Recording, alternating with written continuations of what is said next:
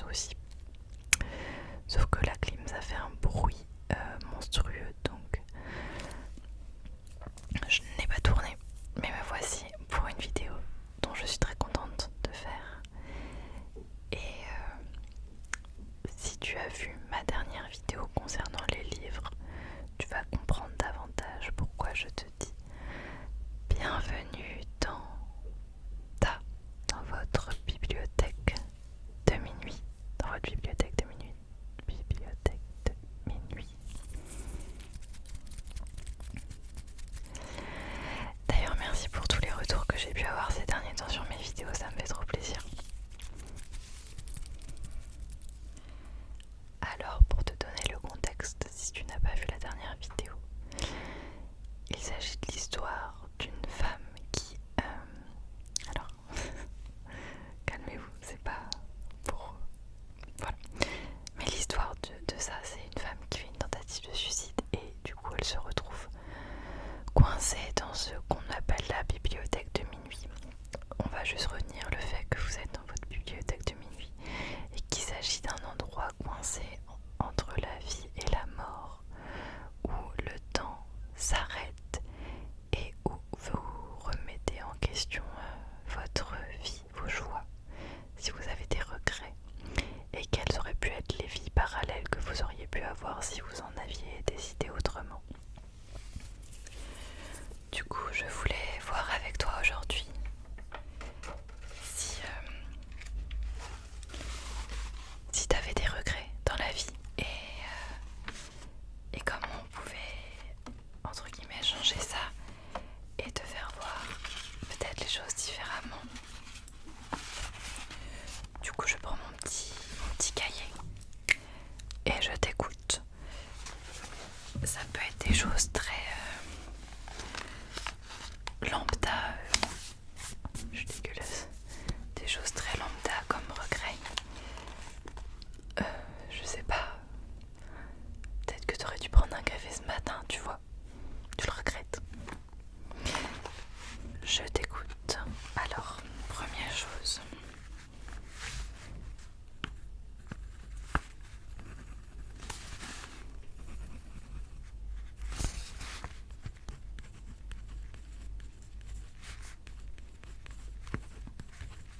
Ok, est-ce que t'as d'autres regrets?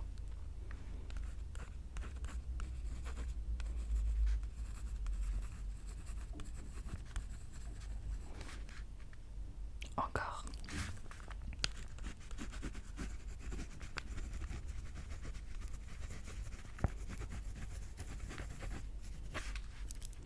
Ok, quelque chose d'un peu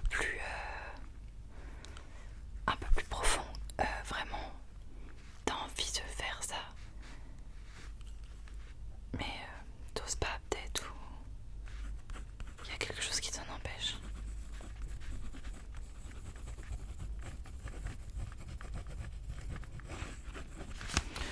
Ok, j'ai une autre question qui est primordiale.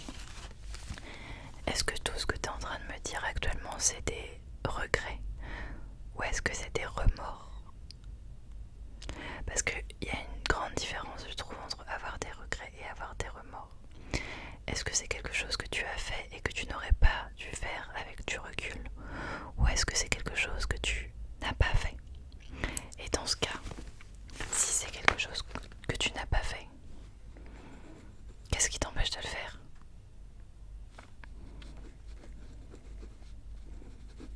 Je le note.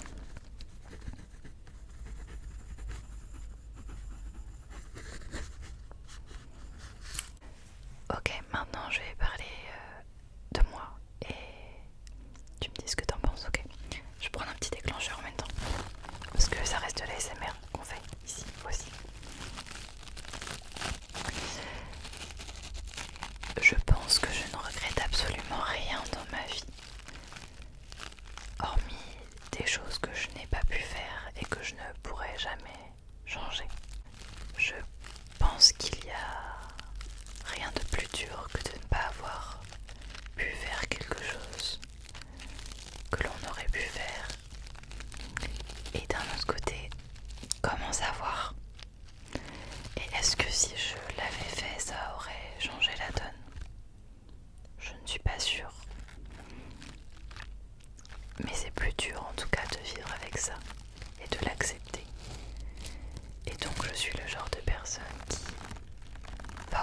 choses de ce qu'elle a envie de faire, par crainte de ne pas pouvoir le faire un jour, quitte à mettre mon ego de côté, ma fierté et beaucoup de choses, parce que j'ai beaucoup plus peur du regret que des remords du coup.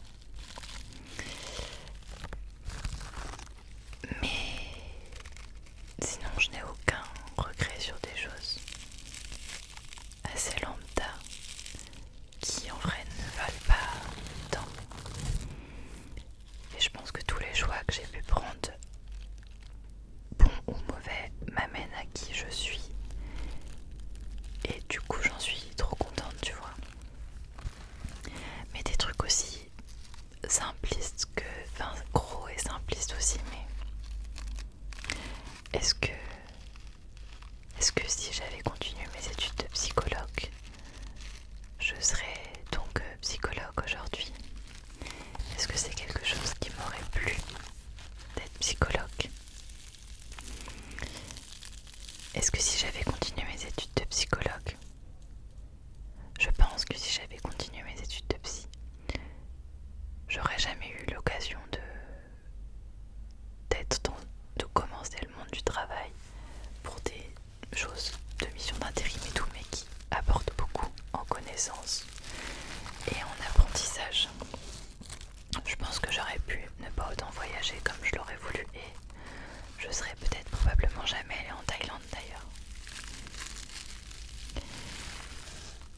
Je pense que du coup j'aurais jamais été en auxiliaire veto, et c'est un métier qui me correspond amplement, carrément plus en fait. Mais tu vois, il y a plein de choix que tu prends dans la vie, et peut-être que ça aurait été différent et ça aurait peut-être pas été moins bien. Mais par exemple, qu'est-ce qui m'empêche un jour de reprendre mes études de psycho, vous voyez? J'ai ma licence, si j'ai envie de faire un master un jour, je peux le faire. Même si je pense pas que je ferai ça, sait-on jamais. Il y a d'autres choix vraiment qui paraissent hyper basiques mais qui impactent quand même. Je vais essayer ça mais être très minutieuse. Qui impactent énormément ta vie.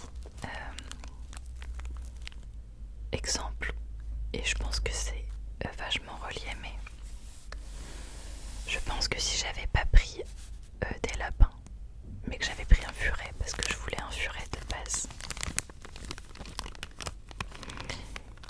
eh bien je ne serais probablement pas végétarienne aujourd'hui. Car je suis végétarienne, oui, depuis plusieurs années maintenant. Et du fait que j'ai pris des lapins, j'ai commencé à arrêter dans un premier lieu de manger du lapin, parce que je mangeais du lapin à l'époque de temps en temps. Mais moi je suis dans une famille de chasseurs. Voilà. Je ne suis pas pour, je suis totalement contre. On choisit pas sa famille. Et donc, vu que j'avais des lapins, je me suis mise à arrêter de manger du lapin. Et par la continuité, je me suis arrêtée de manger toute viande et toute espèce animale finalement, puisqu'aujourd'hui je suis 100% végétarienne, je ne mange ni viande ni poisson. Et je crois sincèrement que c'est quelque chose qui me rend des plus heureuse et épanouie envers moi-même, parce que je me sens droite dans mes baskets, je me sens alignée avec mes principes et mes valeurs, et j'aurais trouvé ça totalement illogique en tant qu'auxiliaire vétérinaire de plus, même si j'étais végé avant de devenir auxiliaire veto, de soigner des animaux que je vais manger, vous voyez. Et vous pouvez me dire, tu manges pas du chat et du chien, etc. Déjà je fais du NAC et je ne fais pas de spécisme. Pour moi, un chien ne vaut pas plus qu'un lapin, que n'importe quoi. Et vous voyez, c'est des choix qui amènent à plusieurs choses, et évidemment on a 1000 vies parallèles et on aurait pu faire 1000 choses différentes.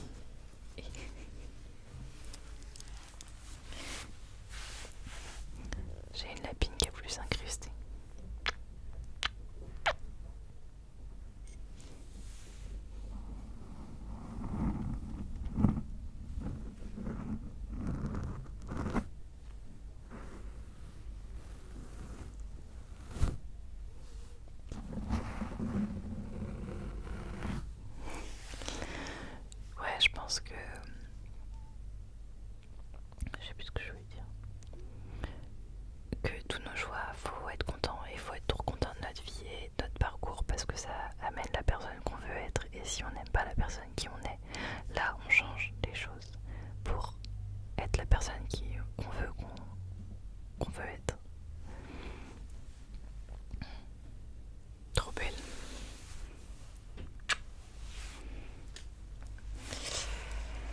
Mais dans ce livre, si jamais tu veux le lire un jour et que je sais pas si ça t'intéresse de lire ce livre ou si t'aimerais le lire un jour, mais ou si tu l'as déjà lu.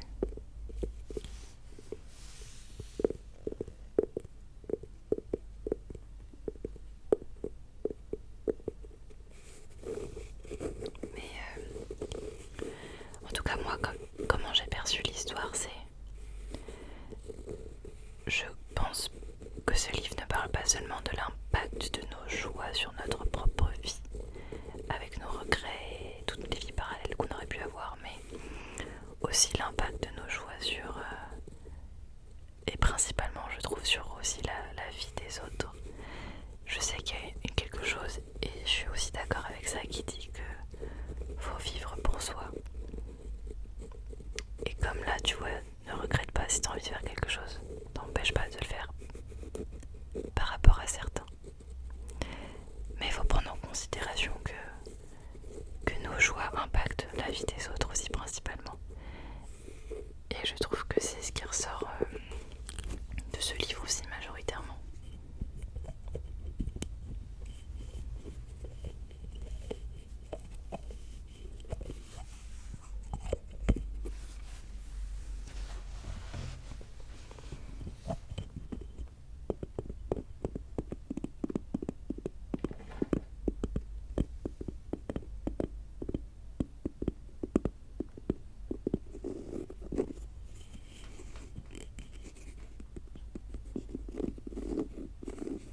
J'en profite, j'ai un peu des ongles.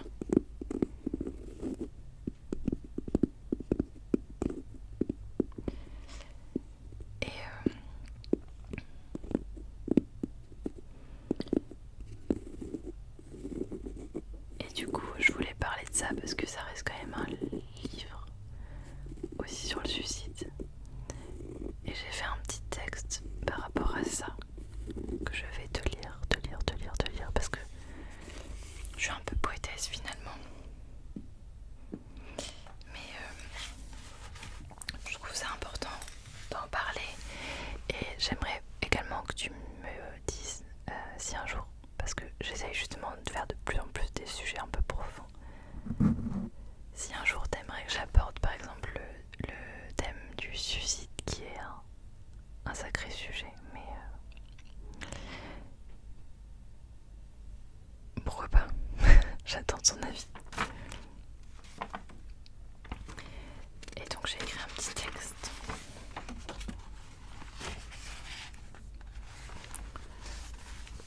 par rapport au livre du coup et à tout ce...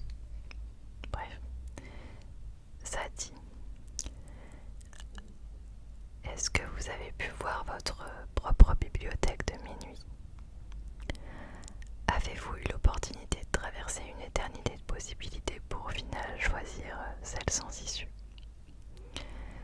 Ou peut-être que certaines douleurs font tourner l'horloge trop vite. Je crois que cette histoire ne raconte pas l'importance de nos choix sur notre propre vie, mais l'impact qu'il laisse sur celle des autres. Est-ce qu'à travers toutes ces rangées, vous avez perçu le nombre de vies que vous emportiez avec vous? Les silences devenus trop bruyants et les sons trop silencieux. Une absence flottant dans une pièce rendant l'air beaucoup trop lourd. Et les gens qui continuent de chercher des réponses à des histoires déjà terminées.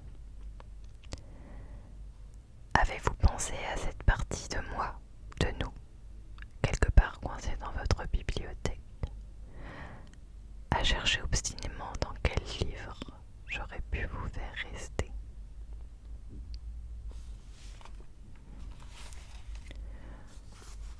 Voilà, je voulais partager mon petit texte, je ne sais pas si ça peut parler à certains d'entre vous, mais je pense que ça peut. Et du coup, je voulais parler de votre bibliothèque de minuit, où se trouvent tous vos livres